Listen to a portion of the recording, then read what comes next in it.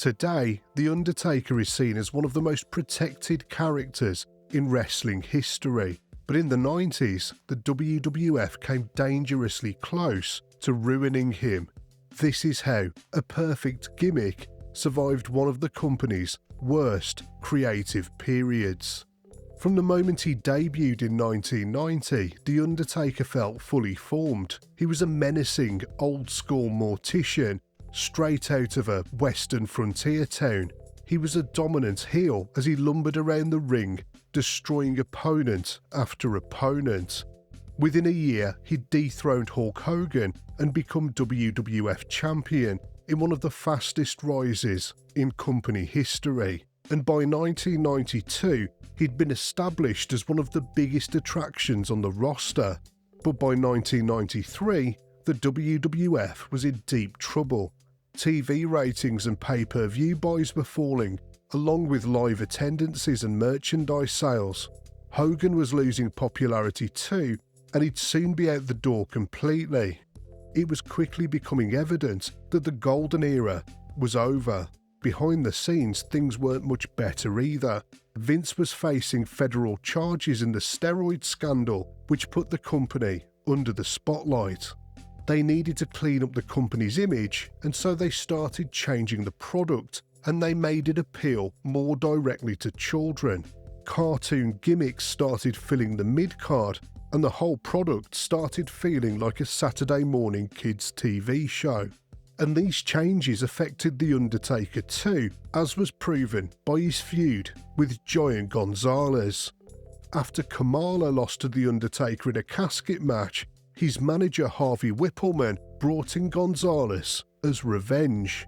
There was no real story here, just the visual of an 8-foot-tall monster attacking the Deadman. Their match at WrestleMania was terrible, and it exposed The Undertaker in a way that fans had never seen before. Up until this point, his presence alone had been enough to carry every feud, but Gonzalez was so useless in the ring that there was no saving it. The Undertaker knew that something was wrong. His character was meant to be a special attraction, but now he was being pulled into dumb feuds with opponents who couldn't work, and he was starting to kill his mystique. Backstage, he went to McMahon and told him that he wasn't happy. He made a request to work with Yokozuna because he had real presence and was a believable threat.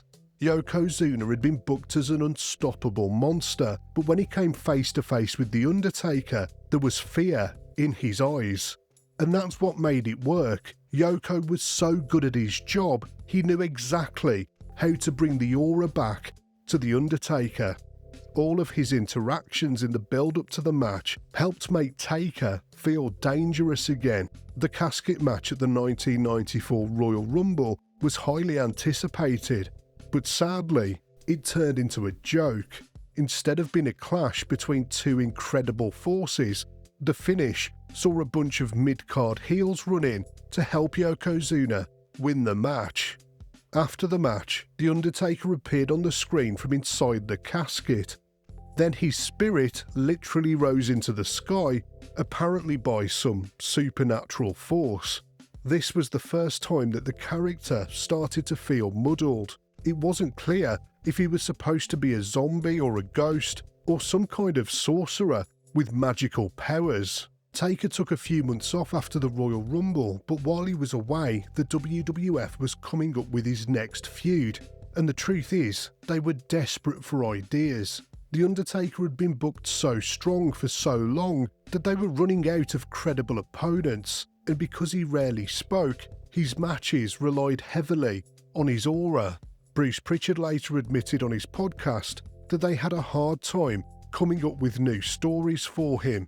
Vince McMahon was reportedly fascinated by the visual of two identical Undertakers face to face in the ring, enough to build an entire storyline around it. After the Royal Rumble, The Undertaker had vanished until Ted DiBiase suddenly claimed that he'd found him and he was bringing him back. Over the next few weeks, they showed videos of people claiming to have spotted The Undertaker working at gas stations, haunting graveyards, that kind of thing. It was meant to build up mystery and intrigue, but it came off as cheesy and badly acted. Eventually, Ted DiBiase brought his version of The Undertaker, but clearly it was an impostor. This paper-thin storyline led to the main event of SummerSlam, where Paul Bearer promised to bring the real deal. When they finally stood face to face, the illusion fell apart. There was an obvious height difference, and the wrestler playing the fake Undertaker, Brian Lee, struggled to copy Mark Calloway's mannerisms. The real Undertaker won, of course, and the whole thing was quietly dropped, never to be mentioned again. And when it was all over, the WWF were right back where they started, still struggling to find believable stories for a character that they no longer seemed to understand. And by doing this storyline, they'd accidentally raised a dangerous question. If The Undertaker could be replaced so easily, how special was he to begin with? The real Undertaker had beaten his impostor, but Ted DiBiase still wasn't finished with him, and so he got locked in to a tedious feud with the $1 Million Corporation. Over a 9-month period in 1995, he feuded with IRS, King Kong Bundy and Karma, and nobody believed any of them could actually beat him. The producers clearly had no idea what to do with The Undertaker in 1995, so he was locked into this holding pattern, facing a bunch of mid-card losers. And they became obsessed with using The Undertaker's urn as a plot point in every feud. It was stolen, given back, turned into a gold chain. Sometimes it gave him magic powers and then sometimes it didn't. It was all over the place as a plot device. The Undertaker's feud with IRS saw him accusing Paul Bearer of not properly filling in his paperwork, and then he accused The Undertaker of tax fraud. This might be the lowest point of Taker's entire WWE career, being in a feud with a taxman based around accounting discrepancies. During their match at the Royal Rumble, a group of druids, or possibly taxmen dressed as druids, surrounded the ring. They interfered in the match, allowing IRS to escape with the urn. Maybe that's where The Undertaker kept his tax receipts. King Kong Bundy returned to the WWF in February 1995, which of course led to that atrocious match at WrestleMania 11. After 7 years away from the company, Bundy was brought back and fed to The Undertaker because they had no other ideas for him. During the match, it was Karma's turn to handle the urn, and he stole it from Paul Bearer and ran off with it.